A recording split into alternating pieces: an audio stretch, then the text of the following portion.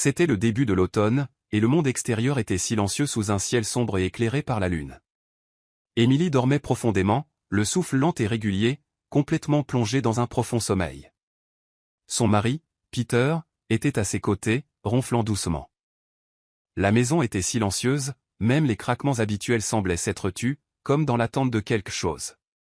Et puis, ce quelque chose arriva, un cri faible et doux qui traversa les couloirs silencieux et pénétra dans la pièce où Émilie reposait. Le son n'était qu'un murmure, mais il tira sur les confins de ses rêves, la tirant lentement des profondeurs du sommeil. Ses paupières s'ouvrirent brusquement et, l'espace d'un instant, elle resta allongée là, désorientée. La pièce était sombre, l'horloge numérique sur sa table de chevet affichait 2h47. Elle tendit l'oreille pour capter le faible bruit qui l'avait réveillée. Le voilà à nouveau, un cri doux, étouffé mais reconnaissable entre mille, venant du fond du couloir. Émilie se redressa, repoussa les couvertures et jeta un coup d'œil à Peter, toujours profondément endormi, inconscient du bruit qui avait troublé la paix de la nuit. Elle soupira, enfila son peignoir et se glissa hors du lit pour se diriger discrètement vers le couloir. Les cris redoublèrent à mesure qu'elle approchait de la chambre de sa fille, tous plus désespérés les uns que les autres. Elle s'arrêta devant la porte, la main posée sur la poignée, tandis qu'une étrange sensation la submergeait, un frisson qui lui picotait la peau et accélérait son rythme cardiaque. Elle poussa lentement la porte, scrutant la pièce faiblement éclairée. Lily était assise dans son lit, sa petite silhouette tremblante, serrant fermement sa couverture. Son visage était pâle, ses yeux écarquillés et fixés sur le coin le plus éloigné de la pièce. Émilie suivit son regard, mais il n'y avait rien, seulement les ombres projetées par le clair de lune filtrant à travers la fenêtre. « Lily » murmura-t-elle en entrant dans la pièce. « Chérie, qu'est-ce qui ne va pas ?» Mais Lily ne répondit pas. Elle continua à fixer les ombres dans le coin.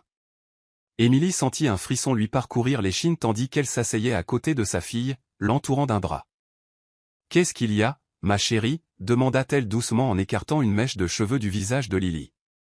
La voix de Lily était à peine un murmure, si faible qu'Émilie dut se pencher pour l'entendre.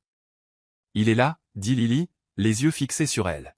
« Il me regarde. » Le cœur d'Émilie fit un bond, une lueur de peur traversa son visage.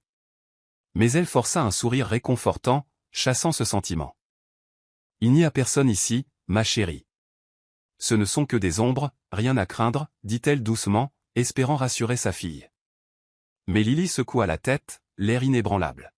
« Il est réel, maman. Il m'a dit qu'il attendait. » Un frisson parcourut Émilie, mais elle le repoussa, se rappelant que les enfants ont souvent une imagination fertile.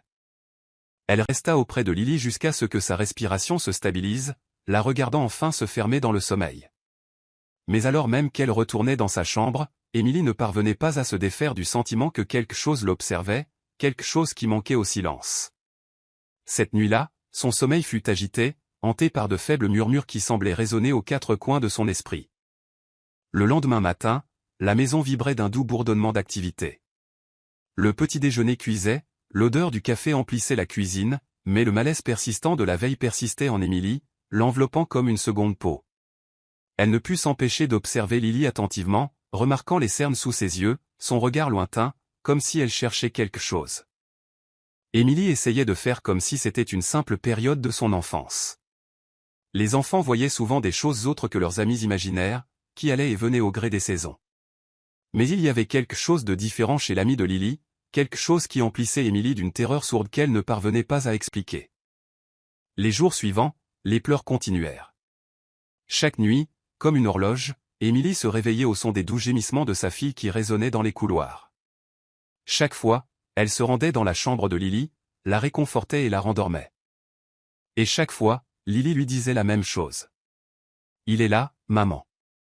Il regarde. » Ces mots firent froid dans le dos d'Émilie, mais elle se força à garder son calme, à ne considérer cela que comme un simple phénomène passager. Mais au fond d'elle-même, une part d'elle commençait à y croire, à se demander si les peurs de Lily n'étaient pas plus profondes que des ombres et des rêves. Un soir, alors qu'Émilie bordait Lily, elle décida de demander à sa fille plus de détails. « Lily, peux-tu m'en dire plus sur ton ami ?» demanda-t-elle d'une voix légère et douce. Le regard de Lily se porta vers le coin de la pièce, le visage pâle, tandis qu'elle murmurait « Il est grand, maman. Vraiment grand. Et il se tient là, dans le noir. Il ne parle pas beaucoup, mais il m'a dit qu'il attendait quelque chose. Attendre quoi? Demanda Émilie, sentant un frisson la parcourir. Lily secoua la tête, son regard se posant sur ses mains. Je ne sais pas. Mais il reste là, à regarder. Et parfois, il sourit. Mais ce n'est pas un beau sourire, maman. C'est effrayant. Émilie força un rire, même s'il sonnait creux. Oh, Lily, c'est juste ton imagination, ma chérie. Les ombres peuvent prendre toutes sortes de formes dans le noir. Mais Lily n'avait pas l'air convaincue. Et, à vrai dire, Émilie non plus. À mesure que les jours se transformaient en semaines, les visites devenaient plus intenses, plus terrifiantes. Émilie se sentait nerveuse, sursautant à chaque ombre, à chaque craquement de la maison. Chaque nuit, elle restait allongée dans son lit, attendant, tendant l'oreille au faible son des pleurs de sa fille. Et chaque nuit, elle se demandait si l'ami de Lily n'était pas plus que des ombres. Une nuit, alors que l'horloge sonnait 2h47, les cris recommencèrent, doux et pitoyables, résonnant dans le silence. Émilie s'assit, le cœur battant à tout rompre. Le son était différent cette fois, empli d'une sorte de désespoir qui lui glaça le sang. Elle savait qu'elle aurait dû aller voir Lily, mais une peur étrange, paralysante, la clouait sur place. Elle resta allongée là, le cœur battant, tandis que les cris se diluaient dans le silence. Et puis, dans le silence qui suivit, elle l'entendit, un léger murmure, dérivant dans l'obscurité, si proche qu'elle pouvait presque sentir son souffle sur sa peau. Elle se redressa brusquement, scrutant la pièce du regard, mais ne trouva rien. Seules des ombres, épaisses et pesantes, se pressaient autour d'elle. Le reste de la nuit se passa dans un brouillard de peur, chaque ombre semblant prendre une forme sinistre, chaque craquement de la maison la remplissant d'effroi.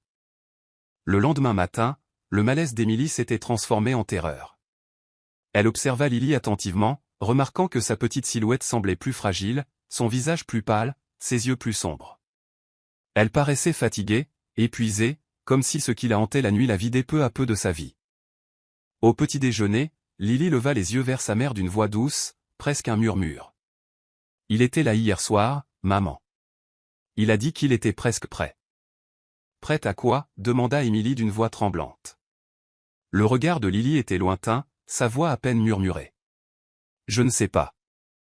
Mais il a dit que tu comprendrais bientôt. » Émilie ne parvenait pas à se débarrasser du sentiment que quelque chose de terrible se préparait, quelque chose de sombre et de sinistre.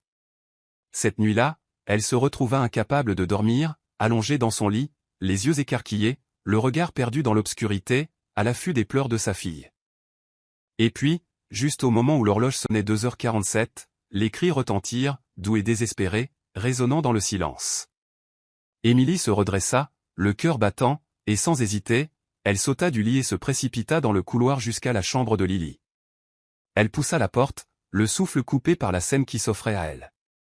La pièce était remplie d'ombres, épaisses et oppressantes, qui enveloppaient la petite silhouette blottie dans le lit. Lily était assise là, les genoux contre la poitrine, les yeux écarquillés et terrifiés, le regard perdu dans le coin le plus éloigné de la pièce.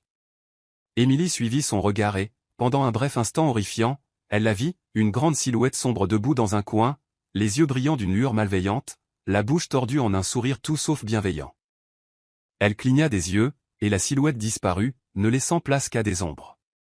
Le lendemain, Émilie ne parvenait pas à se défaire du souvenir de la silhouette qu'elle avait vue, ou cru voir, debout dans la chambre de Lily. Elle repassait la scène en boucle dans sa tête, se demandant s'il s'agissait d'un effet de lumière, d'une illusion créée par son épuisement et sa peur. Mais au fond d'elle, elle savait ce qu'elle avait vu. C'était réel. Lily était inhabituellement silencieuse ce matin-là, le visage tiré et pâle. Elle ne toucha pas à son petit déjeuner, le déplaçant dans son assiette d'une petite main tremblante. Le cœur d'Émilie se serrait pour sa fille, à cause de la peur qui semblait l'envahir comme une ombre à laquelle elle ne pouvait échapper. À mesure que la journée avançait, Émilie sursautait au moindre bruit, au moindre mouvement du coin de l'œil. La maison lui semblait différente, chargée d'une énergie étrange qui emplissait chaque pièce, chaque recoin, chaque ombre. Elle avait l'impression d'être observée, comme si la silhouette aperçue dans la chambre de Lily la suivait, s'attardant hors de vue, attendant. Ce soir-là, elle borda Lily dans son lit, s'assit à ses côtés un long moment, lui tenant la main et lui murmurant des mots apaisants. Mais alors qu'elle s'apprêtait à partir, la petite voix de Lily l'arrêta. Maman, murmura-t-elle d'une voix à peine audible. Il a dit qu'il reviendrait ce soir. Il m'a dit que tu ne pouvais plus l'ignorer. Le cœur d'Émilie fit un bond. Elle se força à sourire, à chasser la peur qui l'avait envahie. C'est juste ton imagination, ma chérie, dit-elle, même si les mots semblaient creux, vides. Mais Lily la regarda avec ses grands yeux effrayés, son regard empli d'une connaissance incommensurable pour son âge. S'il te plaît, ne me laisse pas seule, maman. S'il te plaît, reste. Émilie hésita, le cœur brisé à la vue de la peur de sa fille.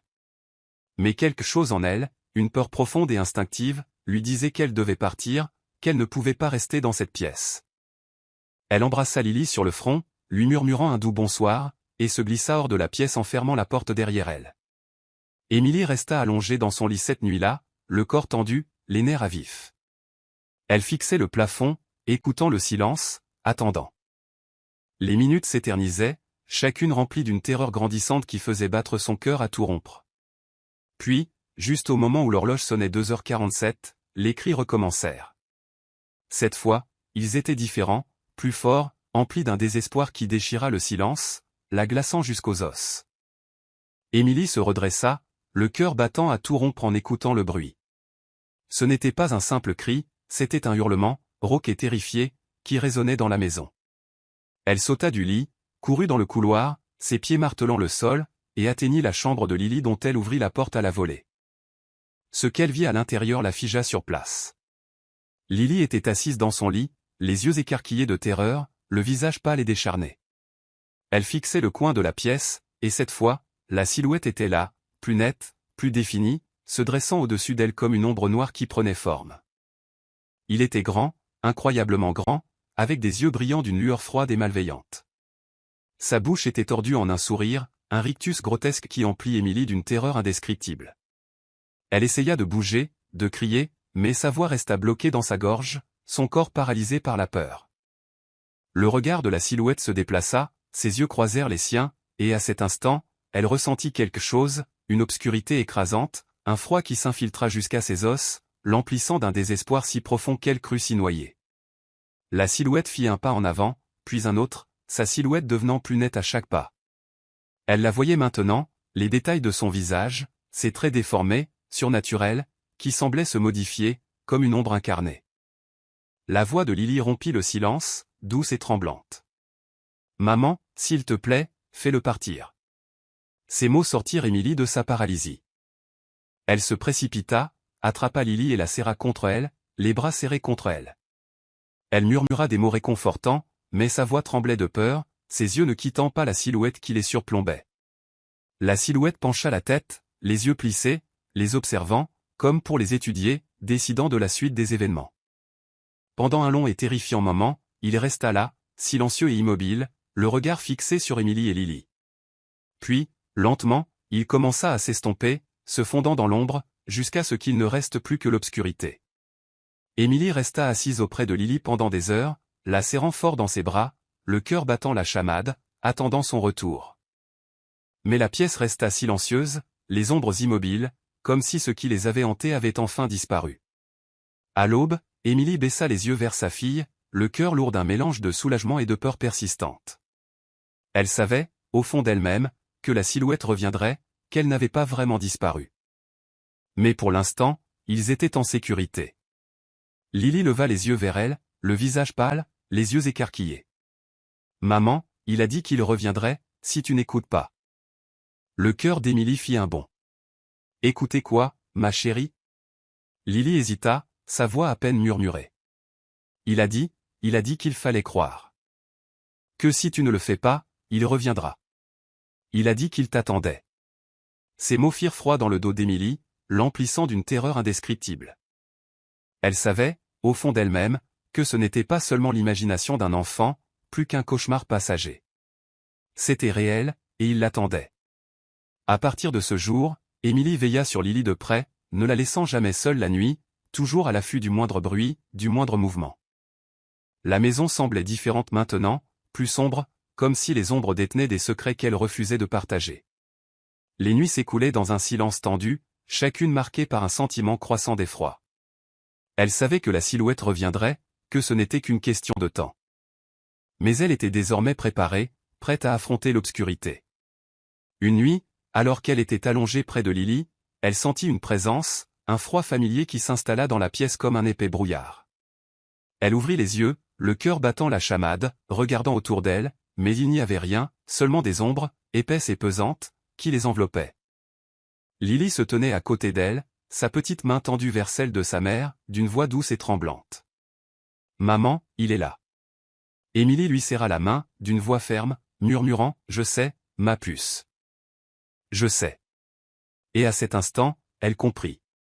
La silhouette était réelle, une présence qui les entrait tant qu'il l'ignorait, tant qu'il ferait comme si elle n'existait pas. Elle savait maintenant qu'il ne partirait jamais, qu'il serait toujours là, tapi dans l'ombre, attendant. Mais elle était prête. Et elle n'ignorerait plus jamais les pleurs de sa fille. Merci d'avoir regardé. Si vous avez aimé, abonnez-vous à notre chaîne Contes populaires africains.